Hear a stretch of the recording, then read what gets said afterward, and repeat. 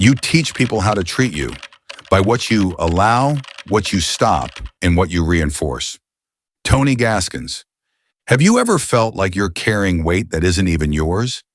Like you're constantly walking on eggshells just to keep people comfortable?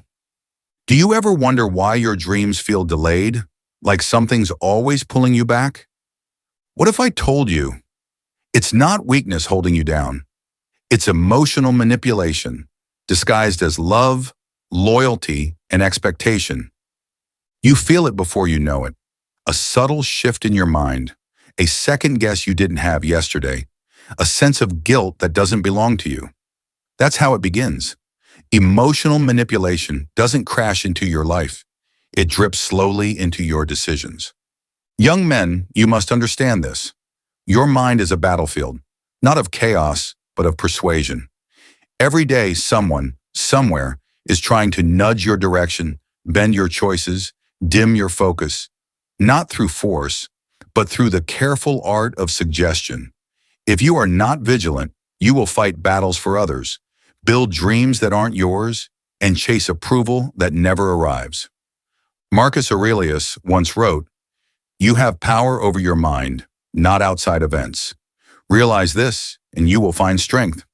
This is the beginning of the shield, recognizing what is yours and what is not. Let's be clear. Shielding yourself from emotional manipulation is not about becoming cold. It's not about becoming unfeeling. It's about learning to see clearly through the fog of influence, to know when your emotions are your own and when they are being sculpted by someone else. You walk into a room, someone tells you they're disappointed in you, not because you did something wrong, but because you didn't do what they wanted. Now you feel guilty, but stop. Ask yourself, is their disappointment a mirror of your failure or a projection of their control? This is where Epictetus reminds us. Any person capable of angering you becomes your master. And who is a master if not someone who controls your emotional state? If they can shift your peace with a word, they own a part of you. Shielding yourself begins with reclaiming that part. In your day-to-day life, this may look like refusing to respond to guilt tripping. It may look like calmly saying, "I understand how you feel," and not rushing to fix it. It may mean you have to walk away from someone who only feels powerful when you feel small. It's hard, but listen carefully. In every moment where you choose clarity over chaos, your mind sharpens. You stop being an emotional instrument, played by anyone who knows your soft notes. Nietzsche warned us of this. Whoever fights monsters should see to it that in the process he does not become a monster. To fight manipulation, you must not manipulate in return. That is not strength. That is mimicry. True power, the kind that lasts, is calm, precise, detached from the highs and lows others throw at you. You're scrolling through your phone. A post appears. It's designed to make you angry or jealous or inadequate. You feel it, the rise of emotion, the internal itch to compare or defend. But then you stop and you breathe. You remember what Viktor Frankl said, "Between stimulus and response, there is a space. In that space is our power to choose our response. That space, or however small, is your shield. That pause is where greatness begins, because in that pause, you are no longer a puppet. You are a man." Think of Odysseus, tied to the mast of his ship as the sirens sang. He didn't trust his emotions in that moment, so he pre-decided to hold the course. That is the philosophy you must carry, to know that emotions come like waves, but you are the sailor. In friendships, you'll meet people who disguise manipulation as loyalty. If you were really my friend, you'd do this for me. That's not love. That's leverage. In relationships, someone may withhold affection, not because you hurt them, but because they want to test how far you'll go to earn it. That's not passion. That's performance. When someone tries to make you responsible for their feelings, pause, look deeper, and remember what Carl Jung said. The privilege of a lifetime is to become who you truly are. You cannot become that man if your heart is always reacting to someone else's drama. And so you must develop a habit, the habit of stepping back, of not giving your emotional keys to anyone who knocks on your soul's door. This isn't being distant. This is being deliberate. Søren Kierkegaard, a Danish philosopher, once said, "People demand freedom of speech as a compensation for the freedom of thought which they seldom use." Use yours. Question everything, not with paranoia, but with presence. Every manipulation has one goal: to override your inner compass. So train it, strengthen it. When you feel a surge of shame or a sudden obligation, ask, who benefits from me feeling this way? Now listen closely. I want to speak to the young man who's struggling with self-worth because he's constantly being told he's not enough. By friends, by society, by the subtle currents of culture. Understand this. You do not have to perform your value. You only need to protect it.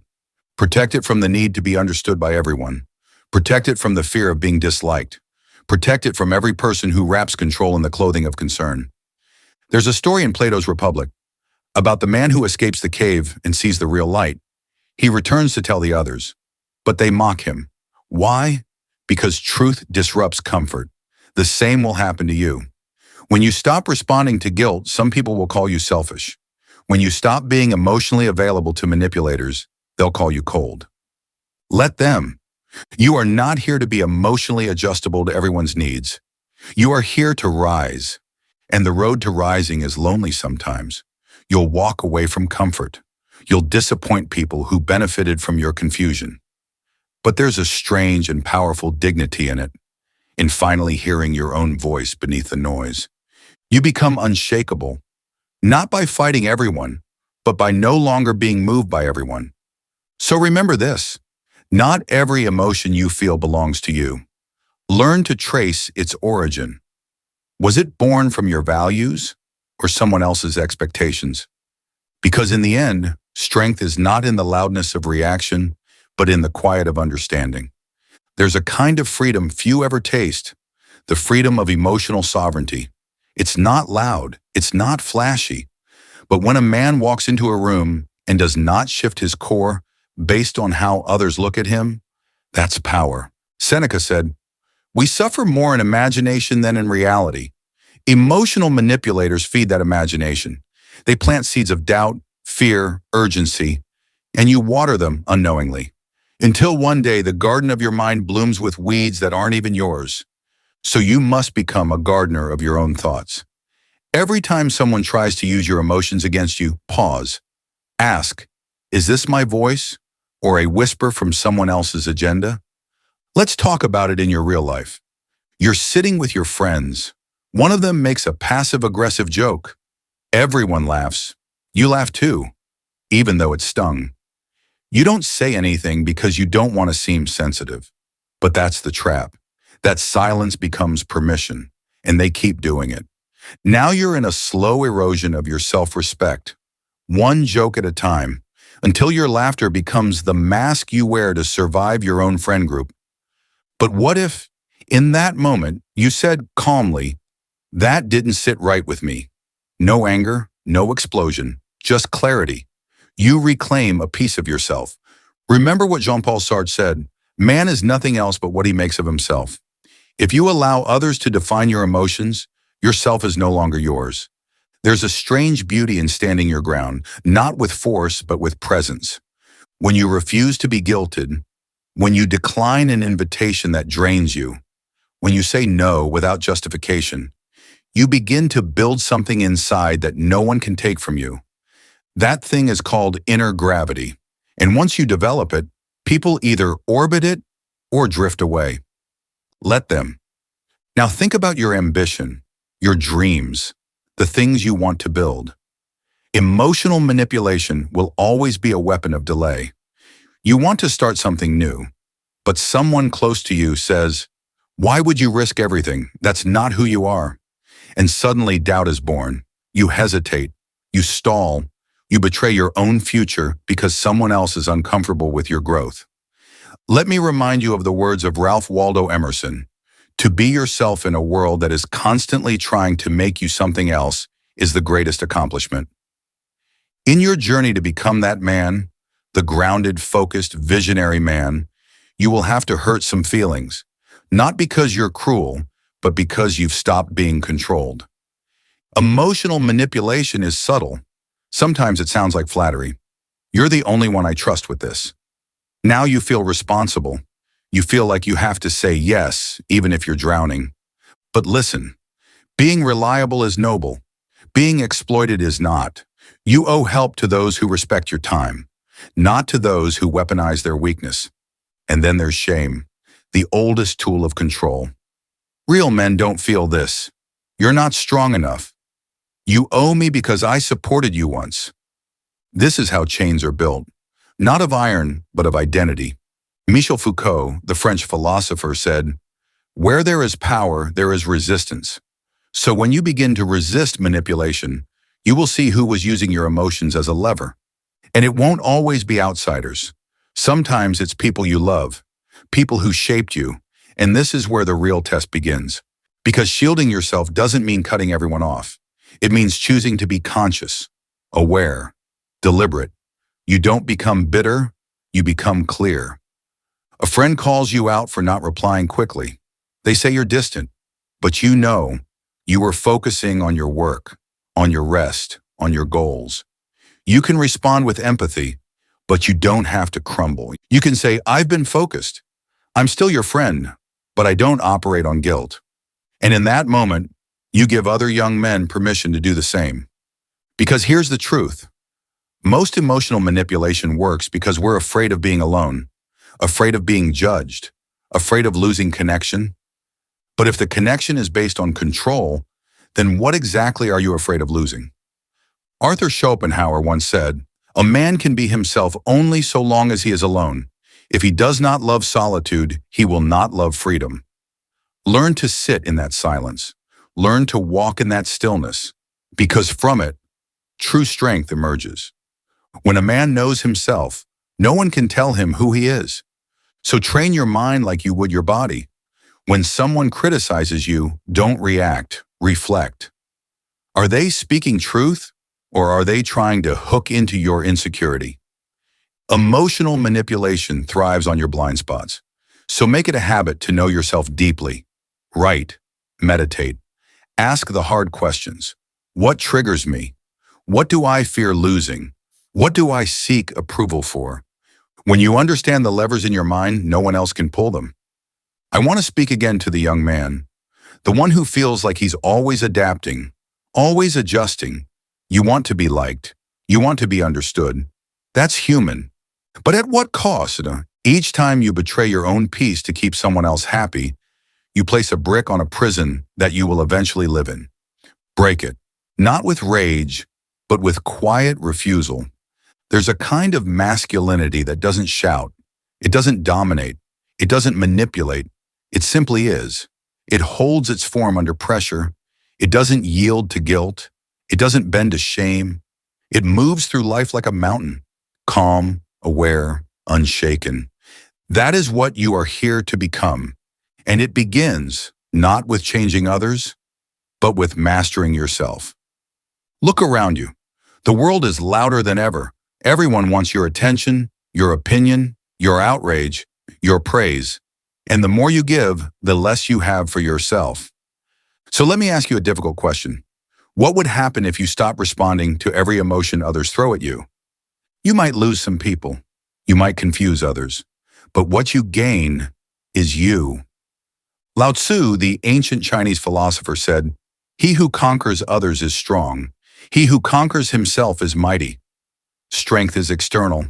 Might is internal. You are not here to win arguments or applause. You are here to build a fortress of thought, a calm that cannot be touched by manipulation. And that fortress is built one brick at a time. You're at work. Your colleague subtly undermines you in front of others. It stings.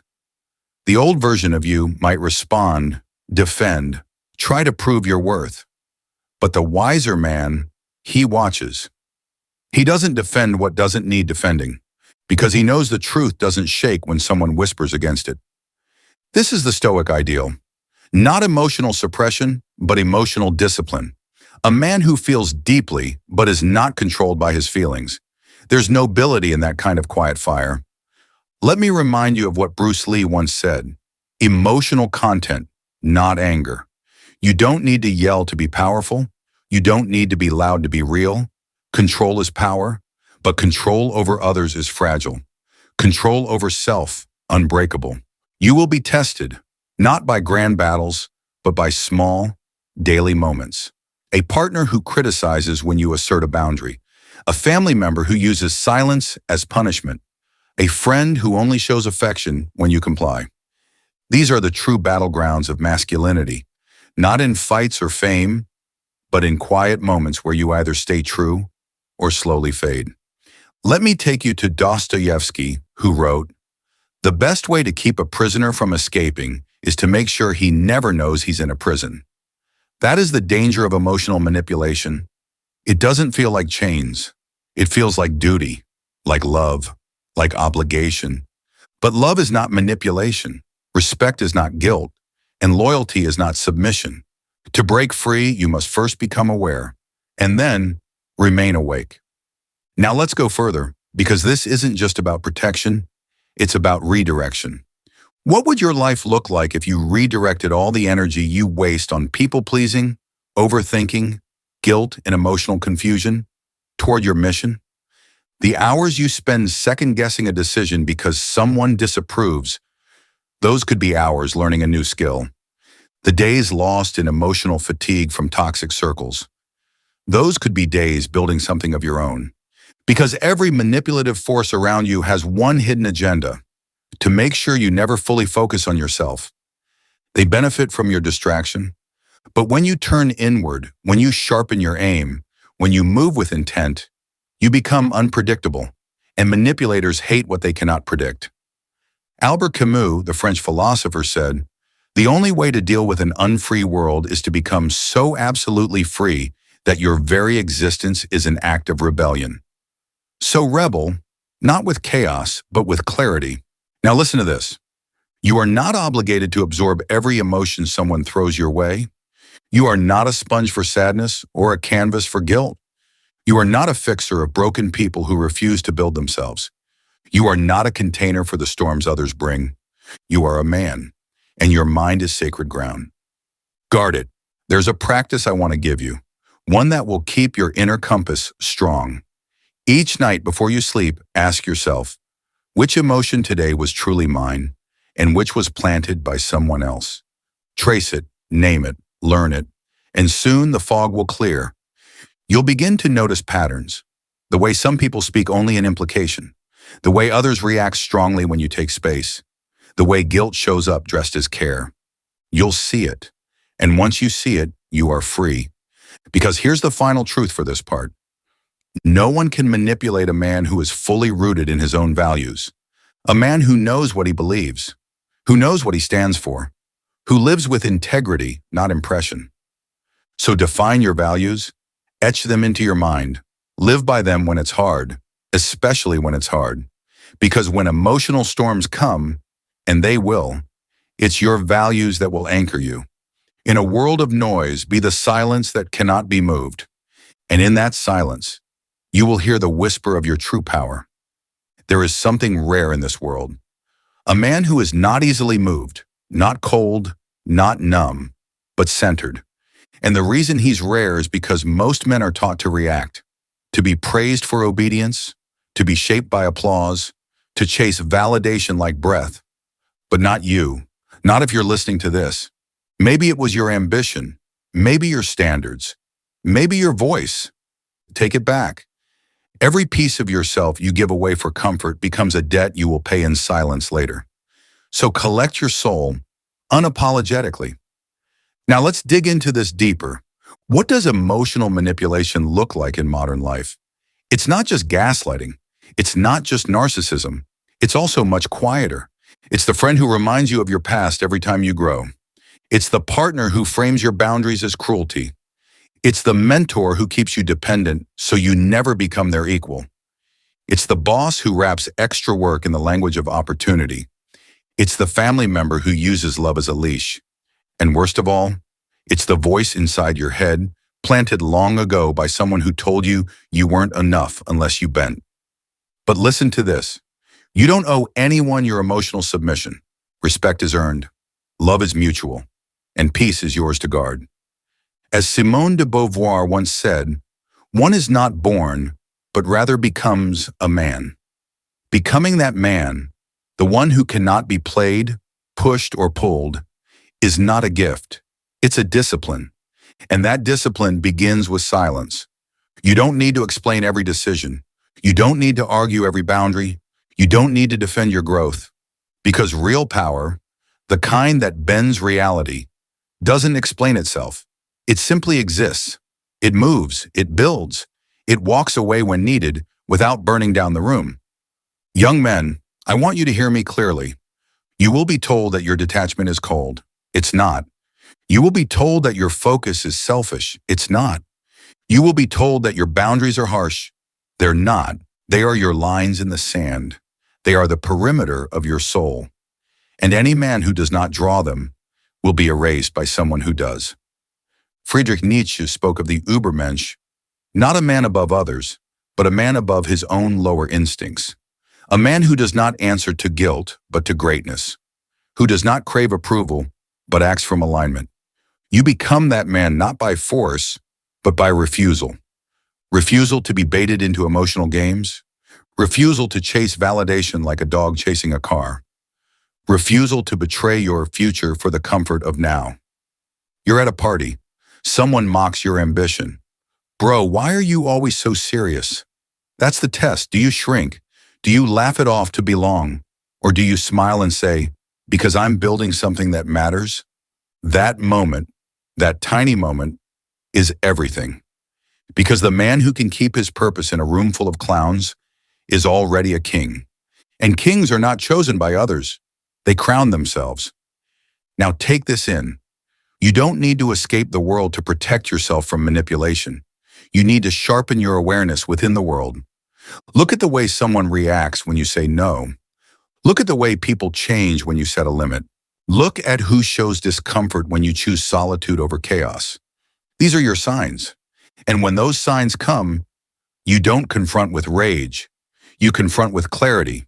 You say, I'm not available for guilt. I won't be moved by shame.